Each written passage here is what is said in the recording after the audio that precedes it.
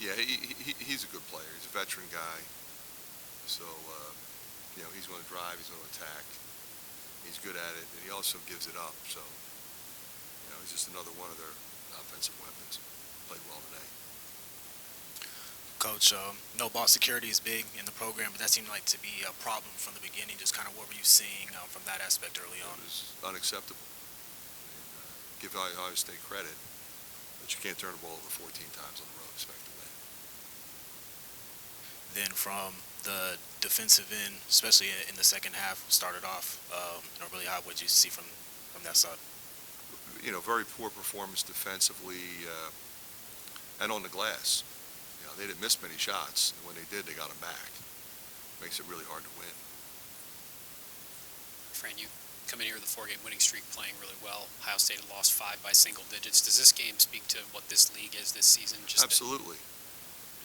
This is a really good team. I think everybody knows that. You look at the wins they've had, and the teams that they lost to, really good.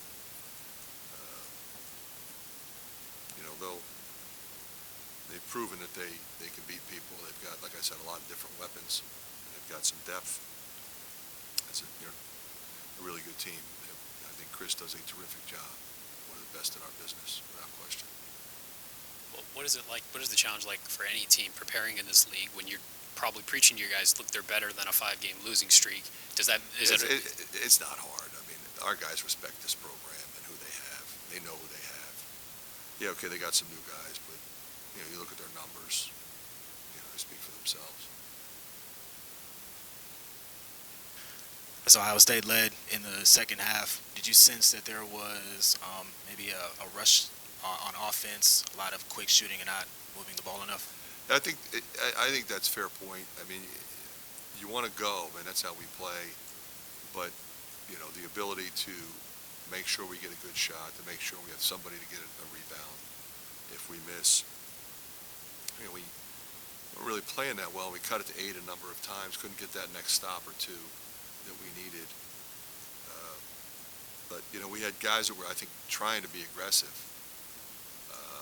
and maybe at times went when they shouldn't have. But we'll learn from it, I think. How big was foul trouble in this game? Obviously, Chris went out in the first half. Connor struggled with fouls as well.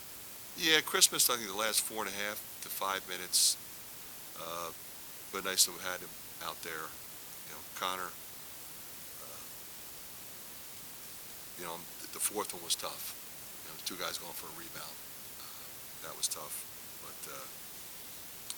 Sanford's been playing well. Hit a couple threes in the game.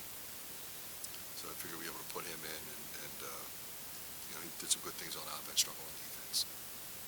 So their division of labor, if you will, today was different. Likely a lot more minutes. Gale a lot more minutes. Thornton not as many minutes. But I just wondered was that the only thing different about them in terms of tactically what you scouted, or did they do it? Did they do things differently today with the different people that they did it with?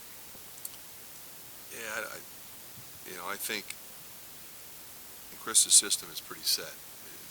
They're very good at what they do at both ends of the floor. And they're going to fight you on the glass. For the most part, I mean, any team I've ever coached against his teams, I mean, they share it.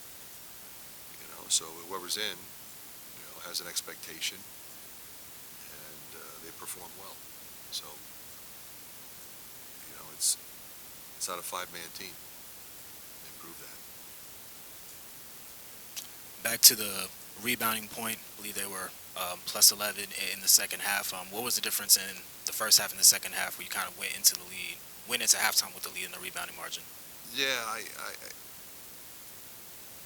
a couple times, we challenged, and in the ball, we just we didn't secure the rebound.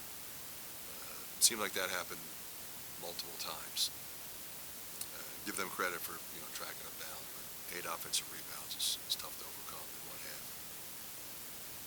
The way that Sensabaugh is playing right now, what was it like preparing for him, and what sort of challenge does he present? Well, he's a tremendous shot maker.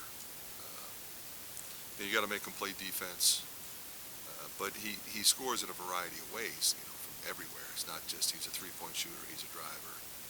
He's got a terrific mid-range game. It's kind of a lost art, but he's as good as anybody I've seen in that area. when a freshman is making a move during the season like this, like his scoring has taken an uptick here these last couple of weeks, how difficult is that to do in this league for a freshman?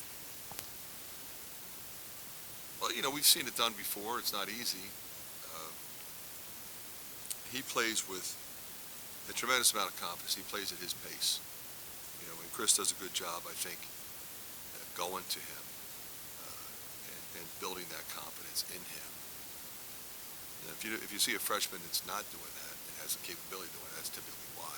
The coach is not giving him the freedom and the confidence to go and do what Sensabaugh is doing. And clearly, Chris is doing that, so it's credit to both of them, quite frankly. Seemed like in the first half, y'all were playing at your pace, grabbing boards off the rim, running, forcing turnovers, but it didn't translate in terms of points in transition and fast break points. Was that a function of yourselves or something Ohio State was doing? We turned it over a bunch. We turned it over the first 3 or 4 times we had it. We had an opportunity to get up, but they were turning it over. So is that really good defense by us, or is it bad offense by them, and vice versa? I don't know.